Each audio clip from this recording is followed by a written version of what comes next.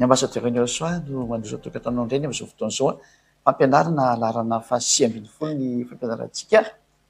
Ny lohateny moa dia hoe raha mino ny Moshe ianao dia mino fa Joshua dia Andriamanitra. Izay indrindra zany no jerevantsika. Ny voalohany aloha zany dia Moshe no nahafantarana momba ny Andriamanitra io ary ny Andriamanitra nitonono Moshe tao anatin'ny Sefer Torah dia ilay Andriamanitra atao hoe Yahweh.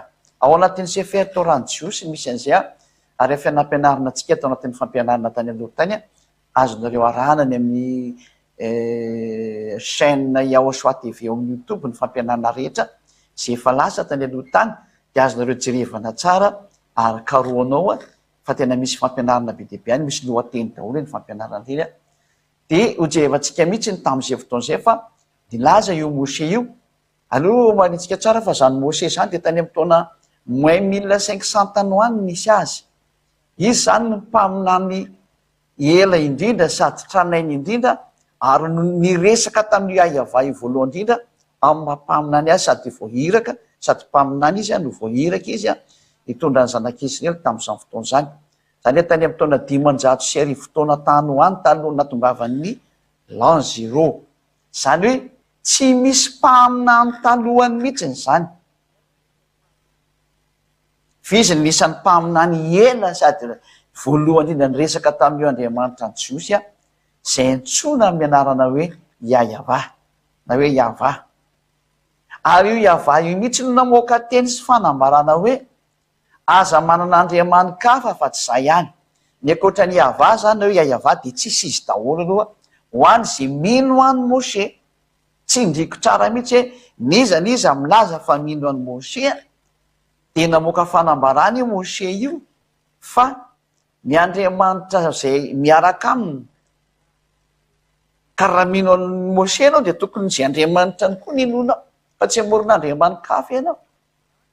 Dia nilaza izy ao amin'ny teny boky ny Sefer Torah ny Jiosy fa aza manan'andriamanika hafa fa tsy izy ihany. Io avaka antsika dia an'izay ao amin'ny Sefer Torah ny Jiosy raha dia amin'ny Sefer Torah ny Jiosy mihitsy nijery ao amin'ny bokin'ny zareo masoreta no avaka antsika zany. Jereo afaka mijery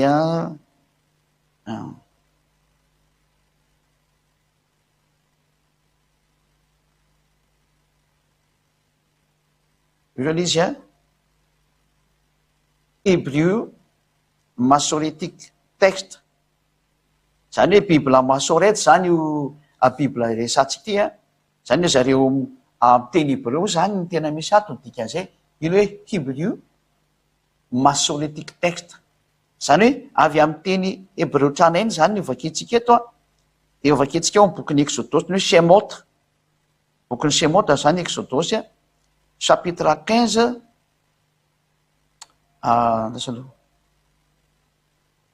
chapitre 20 miaza manan'andriamanikafa fa izao ihany 23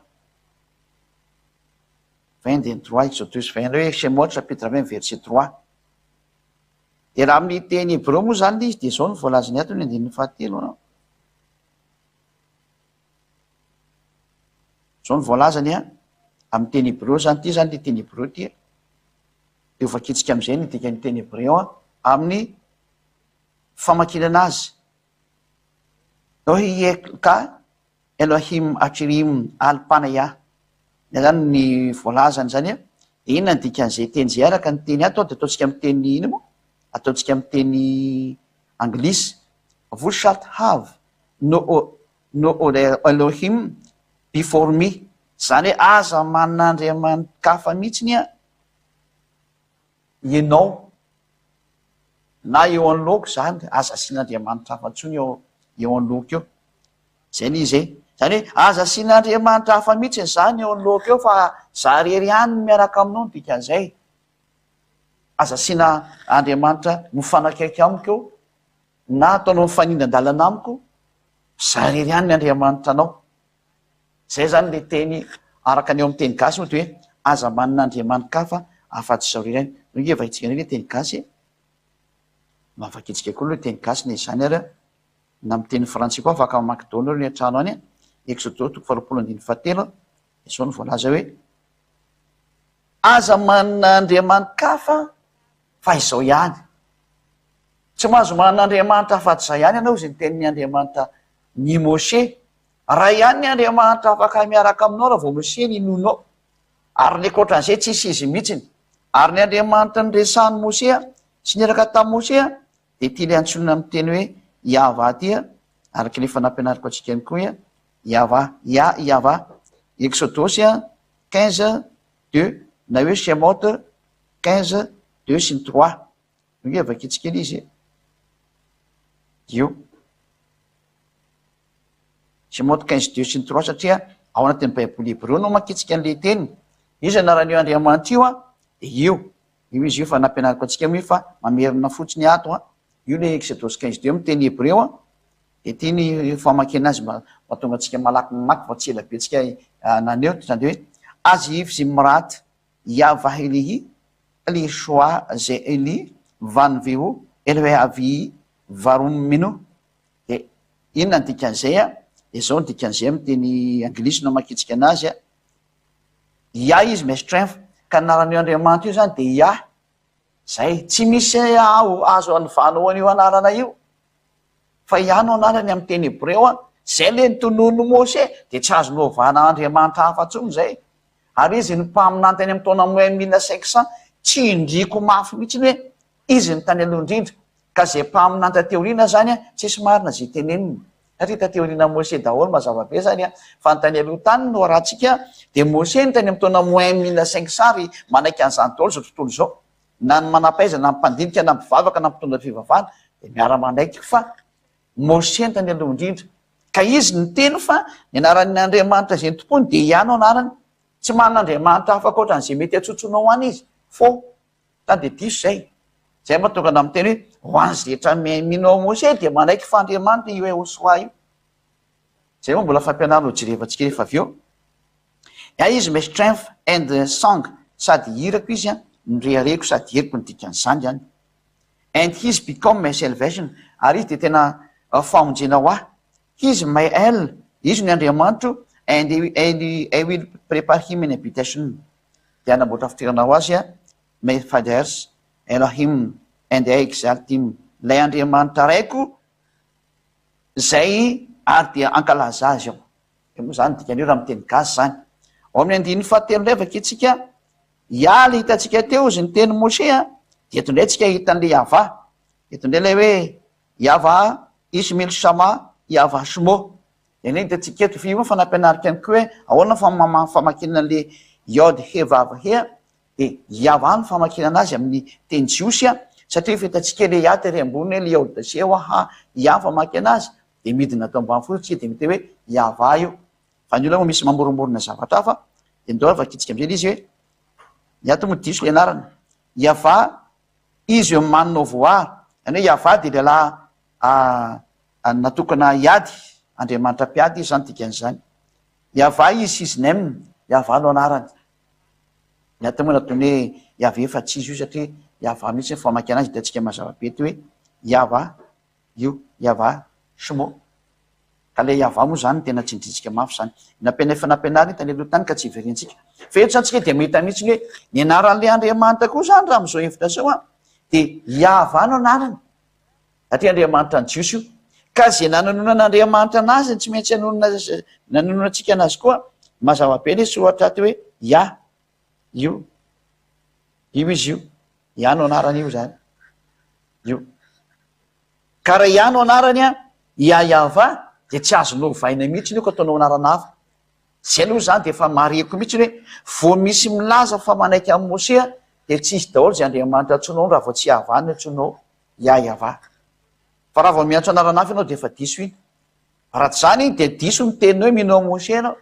Fa raha vao misy olona miteny hoe minao Mose dia manaiky fa Yahva anaran'io andriamanitra io. Zay Yahva no anarana. Zay le Yod He Vav He Yahva no famakina an'izy zany. Ka malona zay teny zay nefa nampianariko lavabe moa tsy entony hoe tsy iverintsika intsony. Fa malona zay teny zay indrindra dia ho jerevantsika amin'izay hoe maninona moa ny ambassadeur Emerson no miteny fa rehefa mino an'i Mose ianao dia tsy maintsy mino fa marina Hosoa ry andriamanitra mihitsy izy. Le amin'ny andriamanitra anazy moa zany tena ho lazaina amin'ny fampianarana aoriana an'ity fa eto aloha tsika dia teny mihitsy hoe marina zany Yehosoa zany, ny momba azy rehetrarehetra mihitsy ny fahandriamanitra izy. Satria hojerevantsika am'izay ny tenin'Andriamanitra hoe aiza moa izy le hoe mino ny tenin'ny mpaminany, de zany hoe tsy maintsy ny tenin'ny mpaminany Mose zany a no arahana zany dikan'izay. De zay ny tenenin'ny Mose no arahantsika, ndao raha afaka antsika ny tenin'Andriamanitra nambaran'i Mose zany a ao amin'ny bokin'ny Deutéronomia 18:15 vakitsika indray amin'ny teny malagasy izy tia. Afaka mamaky daholo moa zany rehetrarehetra amin'ny teny vahiny satria efa misy mpandika teny any a, de afaka manaraka daholo nareo na amin'ny teny sinoa na amin'ny teny anglisy na amin'ny teny frantsay a, mbola treo aloha efa hitsy indray ny teny ino mo raha tahiny Yehosoa tsy de ampiditsika indray ny teny ino mo ny teny rosianina oriana kely. Deutéronomia 18:15. Mpaminany avy eo aminao de avy amin'ny rahalanao tahaka no atsangany avy Andriamanitra ao anao ary izy no enoinao. Nanambara zany Mose fa le mpaminany a de rahalahany tahaka azy, satria zareo samy eo ao anefitra izy amin'io, de izy samy eo anefitra no miteny hoe mpaminany tahaka ao izy Mose no enonareo. Zany hoe izy mpaminany hitsangana zany am'ireo zanak'Israely reo a, Israely reo, de io no arahan'ny Israeliana rehetrarehetra.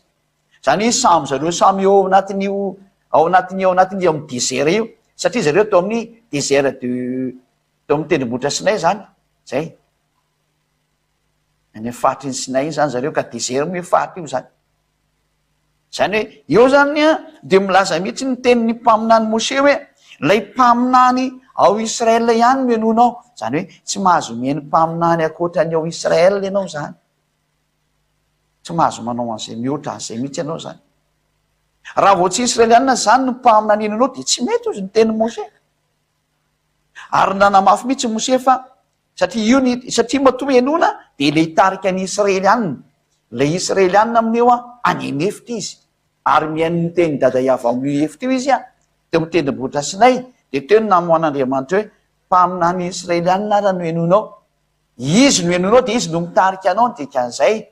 Hitarika any zareo mandrapatonga any amin'ny tany Kanana satria ao anefitra izy. Dika zany fa tsy olo-kafa ny ivirany ihany koa io. Tsy olona ry anananareo fa zareo samy ao anefitra ao io ifampitarika io. De zareo samy Israeliana zay nitaritin'ny Mose, ka rehefa tsy eo tso zany Mose a, de Israeliana ihany no mitarika anazy. Zay, mpaminany Israeliana ihany no tsy maintsy mitarika andreo hatramin'ny farany. Zay ny lalàna satria izy no ampitonen'Andriamanitra teny a, de miaina ny tenin'ny mpaminany iny ny Israeliana rehetrarehetra. De tsy misy idiran'ny hafa firenena mihitsy io zany a, fa Israeliana rery ihany ty mpaminany ty. Ka zay neny mpaminany akoatran'ny Israeliana zany le mpaminany de tsisy izy daholo zany. Araka ny tenin'ny Mose a, de ho an'izay mino amin'ny Mose. Zay ny resantsika eto zany zay. De ny 9:20. Mpaminany no atsangako azy avy amin'ny rahalahany tahaka anao, ka ataoko ao ambava ny teniko ary ho lazainy zay rehetra andidiako azy. De 9:20 moa fa tsy tafiditra ato ny 9:20. 9:20. Ary zay tsy mihaino ny teniko, zay ho lazainy amin'ny anarako, de za no hitsara azy. Mazava be zany le teny teo hoe ho tsaraiko zay tsy mety mihaino an'io mpaminany io. Zay ny dikan'io. Ho tsaraiko zay tsy mety mihaino an'io mpaminany io. Ka raha misy olona milaza fa mino Mose a, de tsy maintsy mino fa misy Yehosoa. Satria ny mpaminany de tonga any amin'ny Yehosoa ny hafaran'izy. Ary ny mpaminany mihitsy a no milaza fa Andriamanitra mihitsy izany Yehosoa zany. Zay le ho jerevantsika amin'ny lesona rehefa avy eo hoe tena Andriamanitra tokoa ve zany Yehosoa. Satria i mpaminany Mose ny tsy maintsy enona. Ka ny lavin'ny mpaminany Mose ve le sa tsy ny laviny? De zay rehetra nitondra teny tao Israel ny tiako tenenina. Moa ve zay mpitondra teny tao Israel nisy nandà ny momban'io Yehosoa io fa tsy Andriamanitra io Yehosoa io. De aleotsika ho an'ny Israel am'izay rehefa avy eo enotsika daholo ny mpitondra teny tao Israel. Ao Israel teny koa. Ilaza ny momban'io zanak'Andriamanitra Yehosoa io hoe inona maro Yehosoa io. Zay aloha zany fa de mazava fa raha vao tsy mpaminany Israeliana zany no henonao, de efa miala teo fa tsy izy io. Ka hoe mino amin'ny Mose le olona na mino amin'ny Mose nizaniza, de voalaza ny tenin'Andriamanitra mihitsy ny fa tena zay mpaminany Israeliana ihany no azy enona ho an'izay mino amin'ny Mose. Satria Mose no namoaka an'izay didy sy fanambarana zay a, hoe mpaminany Israeliana ihany no azy enona. Ka jery ny tenin'ny mpaminanina antsika mikasika ny momba ny Iosoa rehefa avy hoe tena Andriamanitra marina ve izy a. Zay aloha zany ny fampianarana tamin'ny lalana fahatsiambin'ny navoaka tamin'ity zany fa tena tsy maintsy ny tenin'ny mpaminany Mose no jerevana rehefa hijeryn'ny marina ianao. Rehefa hijeryn'ny fahamarinanao dia ny tenin'ny Mose foana no jerevanao satria izay ny tenin'ny mpaminany le tena izy zay tany amin'ny taona 1500 ka na izy aniza taty aorinan'ny Mose dia tsisy izy daholo raha vao tsy Israely ihany. Mazava be ny teny ka izay zany no ambara amintsika ary dio jerevantsika fampianarana larana faharoapolo zany avy hoe tena Andriamanitra marina ve Yahosoa araka ny tenin'ny Mose sy ny mpaminany. Zay zany fa dia morazy sotsika ry samy teny Yahosoa zay ny fiafarany teny miaraka hivavaka andehantsika. Zora betsaka dadamara iavao ny amin'ny teninao fa tena manome lesona sy toromarika anao, manome fampianarana lehibe sady tsara indrindra ary soa indrindra, mampisokatra ny saina hitodika sy hiverinao any aminao, mampafantatra ny fahamarinana rehetrarehetra. Voninahitra ho anao dadamara iava. Taio zao teny zao ny ambasadöranao ziadiady dia tsy mitsahatra ny manoro-hevitra sy mampianatra ny olona hitodika ho any aminao ary hitodika ho any amin'ny Yahosoa zanaka ilain'ny rahanao. Voninahitra no mandrakizay.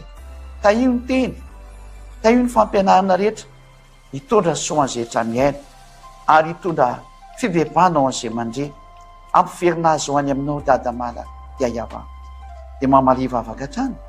Zay ny tenen'ny ambasadöranao Yahosoa dia mba havalio daholo, ekeo daholo ho fahamarinana, mba ho fantatsy ny olona fa tena ianao no naniraka ary ianao ihany koa naniraka no ny raha ny dada iava malala indrindra.